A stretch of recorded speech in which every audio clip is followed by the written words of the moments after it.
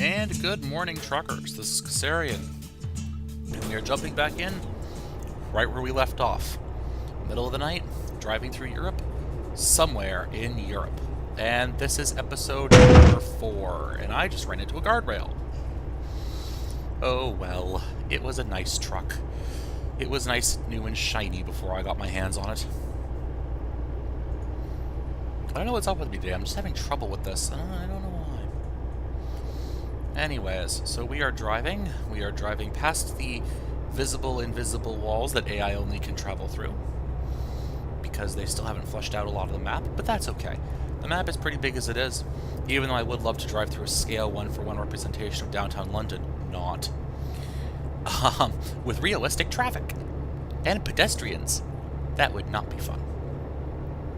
And yes, for those of you who are going to ask from the last episode, I have been to Europe. Well, I've been to the United Kingdom, which is not part of Europe, or so my Scottish friends tell me. They told me that several times before I went to Scotland, so that I wouldn't end up dead in a pub. Also, Scots are not Brits. Do not confuse the two. The United Kingdom, let's see if I get this right. The United Kingdom is the country. Britain is the southern half of it.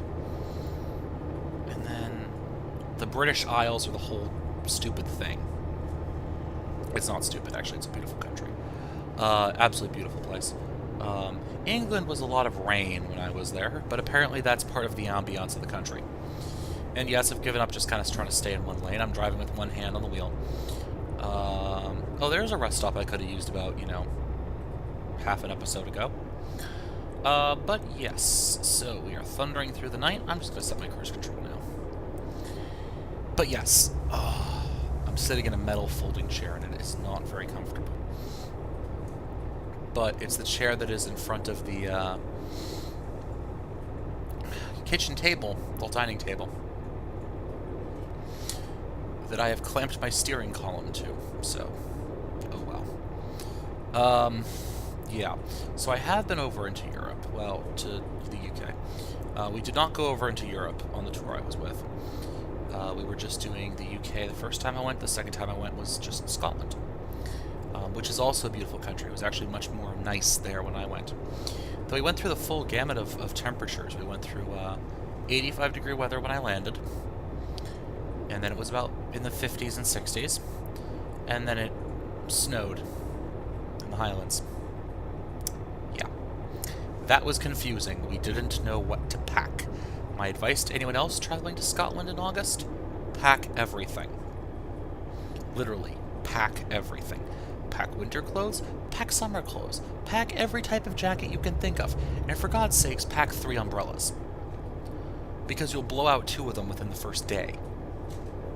I mean, really, the wind up there is kind of amazing, because it'll just take your umbrella, flip it inside out, and put it down 3 miles down the road from you.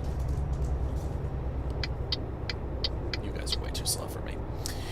It's a beautiful country, though. Unfortunately, when we went, the heather wasn't in bloom. It was just kind of brown. So all of the mountains were just kind of brown. Lots of brown. But, brown can be nice. Brown can be nice. But yeah, I have to say, it is an amazing country. I'd love to go back. I actually went with my mother. I'd love to go back with my girlfriend. Because it's absolutely wonderful there. And the people are really friendly, and they do drink a lot. All the stories you've heard, yeah, it's true.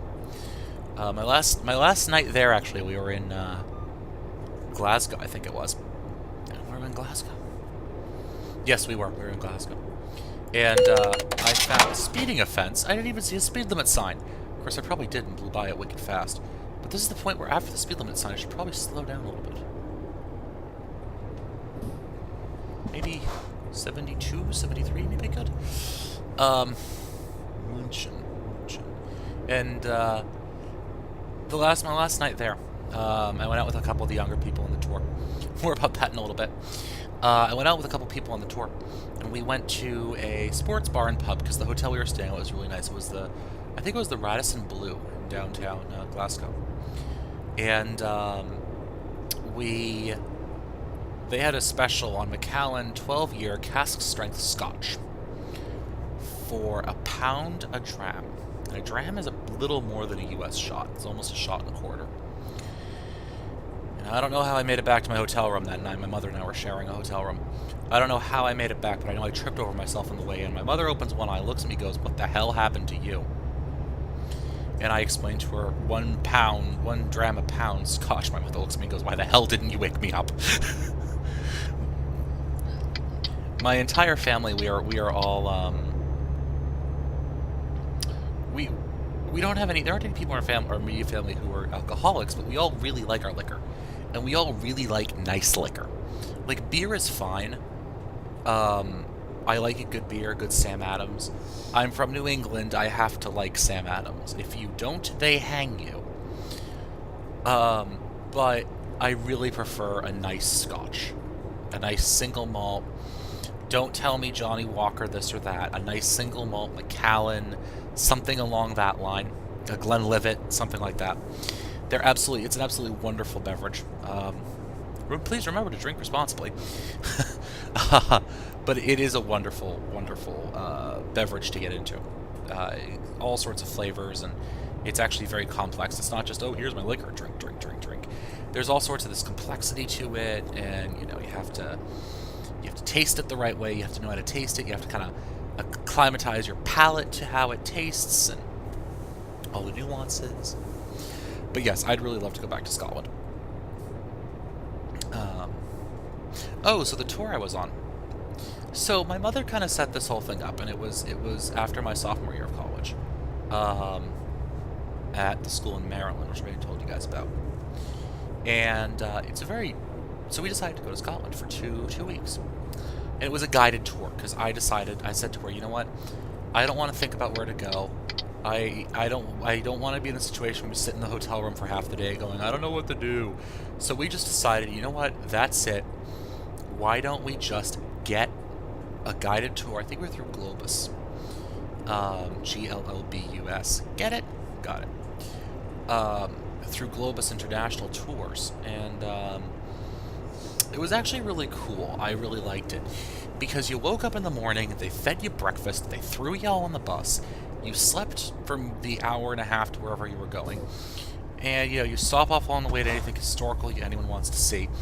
And then you get out, you're at your next stop for the night, you spent the whole day traveling and sightseeing. You get out, all the young'uns amongst us, we all go to the bar, and I think I drank more beer than water on that trip. I really do. And we had some free days that we spent in Glasgow and Edinburgh. And I really think I drank more beer than I did water when I was there. Because the beer was so good. And I don't know if people who are listening were travelers, but you probably noticed that, water tastes different depending on where you are. And I just couldn't get used to it. I couldn't get used to the difference in taste. That was a curb. I couldn't get used to the difference in taste that was going on there. Brakes. I think that sign just said 80. Or did it say 60? 80. I'm fairly certain that sign just said 80.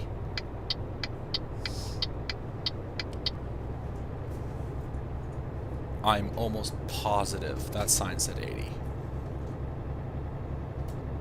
I feel like I'm going way too fast. Anyways, so we got there and we were all meeting up in the hotel lounge, and I was 19 at the time. 19, that was how old I was. 19 years of age. Which, in the UK, like most European countries, and if I dare say most sensible countries, the drinking age over there is 18. So I was legal to drink for the first time in my entire life, which was nice. That was an experience. Got to order my first drink when I was in Scotland. It was cool. So we're waiting there. I'm sipping whatever I was drinking. I was drinking a scotch. And my people start filing in for everyone to assemble. And for the first 10 minutes, no one who came in was under the age of 70. My mother looks at me and goes, I am so sorry.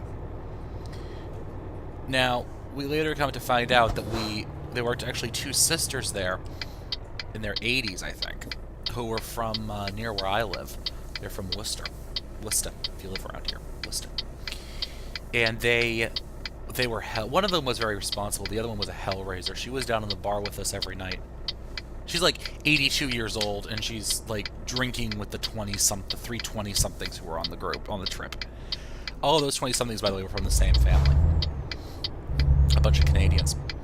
So, now the interesting thing was that I got asked by a lot of people what my opinions were on politics while I was over there.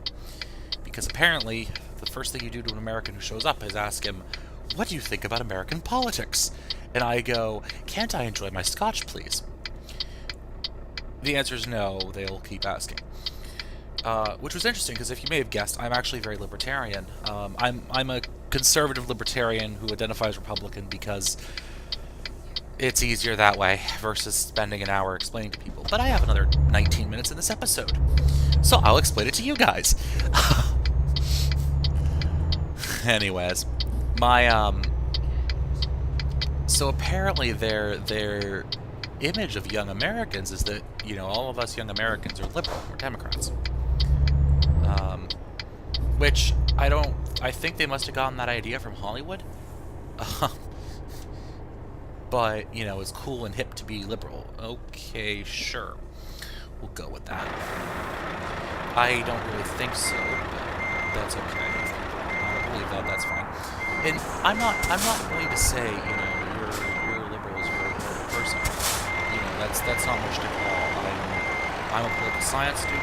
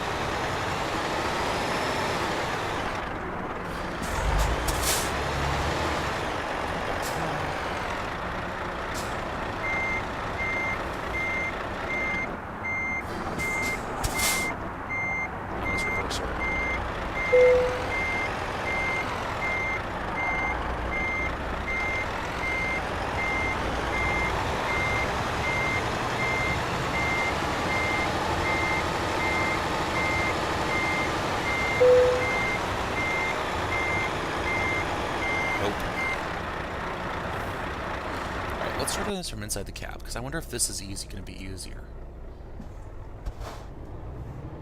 Though actually the precise parking bonus points aren't that much. You don't actually get quite a lot. You don't actually get a lot from it. Alright, so let's pull her away. Stop it.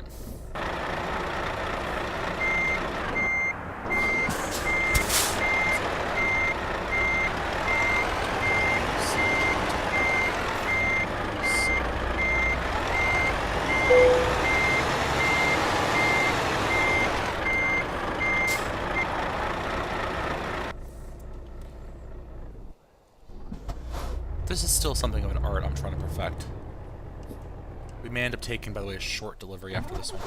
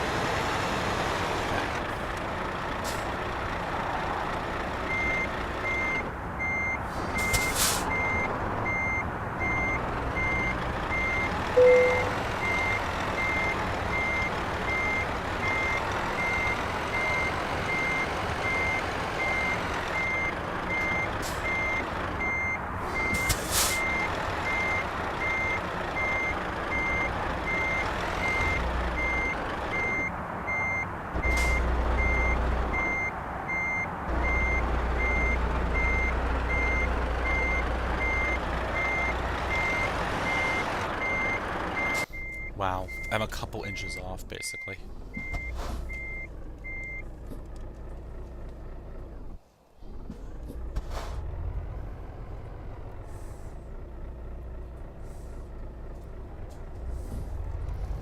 It's gonna take me half this bloody episode to park my trailer.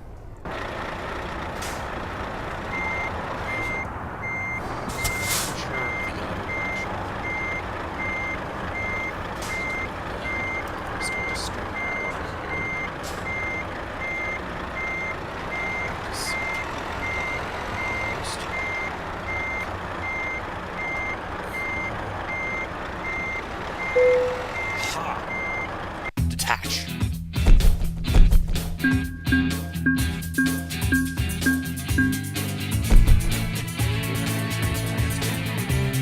Yeah, got another level. Sweet.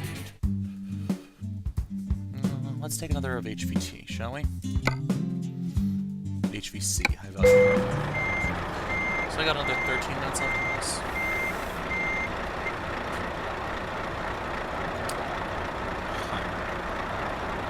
I have just enough time to finish this episode before I have to move my vehicle.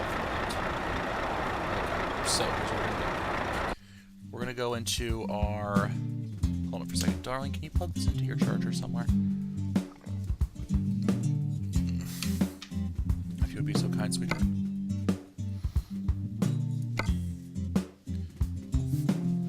And we're gonna see what's coming from this city. Hanover, that's a trip. Let's see if there's anything small. Short run. Let's say route length.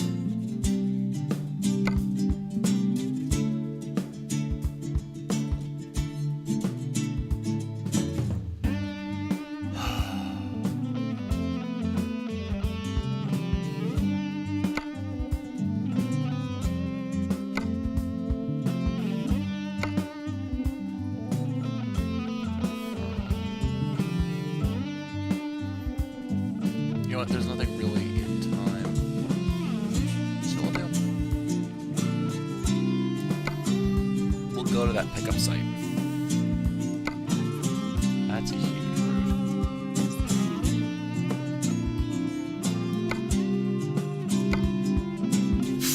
That's like 2 feet.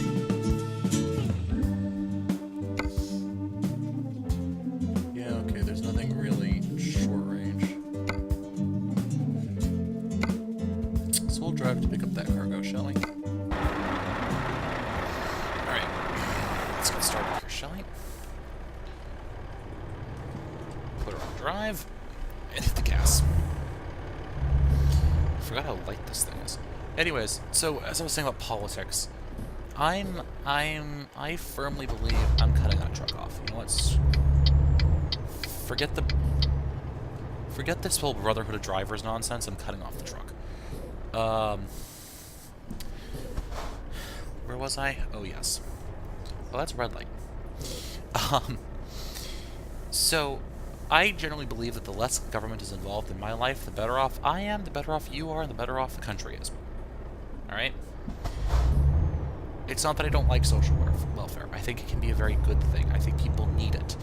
I just think that the objective of it should not be to sustain people, but to get them off of social welfare programs as quickly as humanly possible. Unfortunately, my experience with government programs has been they seem to do the opposite. They want to keep you in, right? Like income control departments, okay? It's income controlled, all right. The problem is the more money you make, the more money they charge you. And there's this wonderful gap between the point at which they say you make too much money for us to help you. That was a curve. And the point that you can actually, you know, get out there and...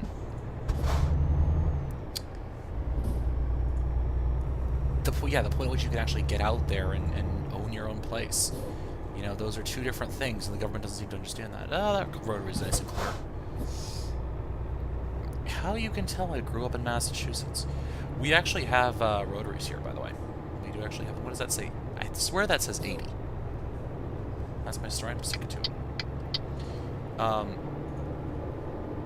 We have rotaries up here, actually. In Europe, you guys, in the UK at least, you guys call them roundabouts.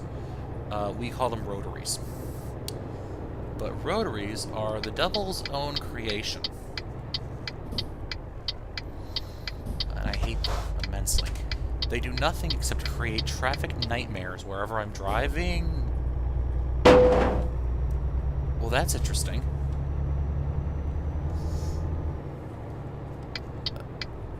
Can't really stop there. I wonder what's causing that. Maybe it's a linearity? I wonder if I go into options. I'm sorry I'm messing around so much with this, guys, but as linear as humanly possible.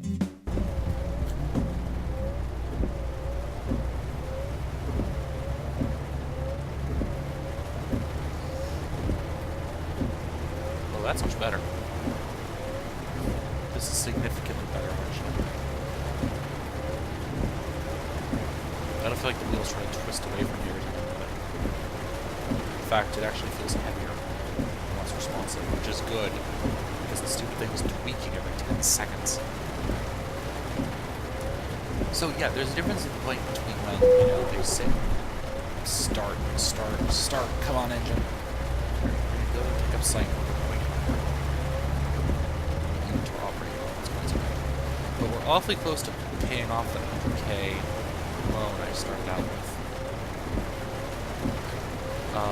But yeah, so they seem to be designed just to keep you in, keep you down, keep you from getting anywhere, keep you subservient almost. I know that's hyperbole and I'm exaggerating the point immensely, but because it's obviously they're not designed to keep you that way.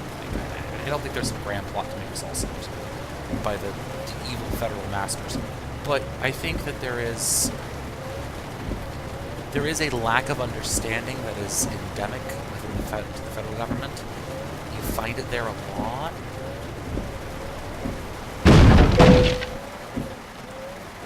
How did it take so long for me to stop?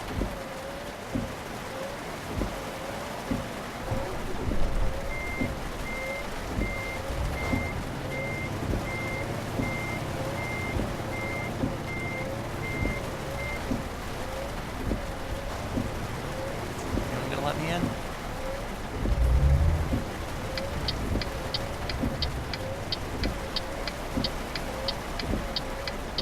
Buddy, you don't want to be there. Fender bender. No big deal. Just a little fender bender. And we're driving! Yeah, I don't think there's some, like, overarching plot, but I do think there's a lot of... No, another 50 XP for 100 kilometers of free roam. Nice. But I do think there's a lack of understanding. When you have an organization as big as the Feds, and that is as distanced from the life of the average citizen as the federal government is, I think you have issues. What is up with these railroad crossings?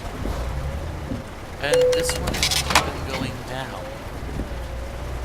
Why is it thinking that? Do they do that in the UK just to let you know they're there? I mean, in the US, they raise one hell of a racket whenever they come down, but they don't tend to do things when they're not doing anything. Let me rephrase that. They don't tend to do things when there isn't a train coming. Anyways, government. But you look at these elected officials. Right now in Massachusetts, I actually went and voted in my primary election. If you guys want to know about primaries, I will tell you about primaries. That's how it... Well, I think in Europe you guys have primaries. It's your initial election to select who, who's actually going to run and represent your party in the general election. In my state, actually, one of our senators was chosen for Secretary of State, replaced Hillary Clinton, Senator John Kerry. Now Secretary of State John Kerry. And we're having a big election to determine who fills that position. Because that's how we do it in Massachusetts. Actually, individual states get to decide how they're going to do it, oddly enough. Some states, they just appoint a replacement. That clicking sound you're hearing, by the way, is probably me slamming my foot into my gas pedal to get the car to go again. Get the truck to go again. Come on. Come on. This is where I wish I had made. want to do it. You want to do it. Walk up the hill. Up the hill. But yeah, general election, primary elections, all the elections, all the time. Anyways, you know, one of the guys who's been there, he's been in office for 30 years. Okay? 30, that's 30 years. He is a millionaire. He makes more money in a month than I make in 2 years. And this is the guy who's going to represent me?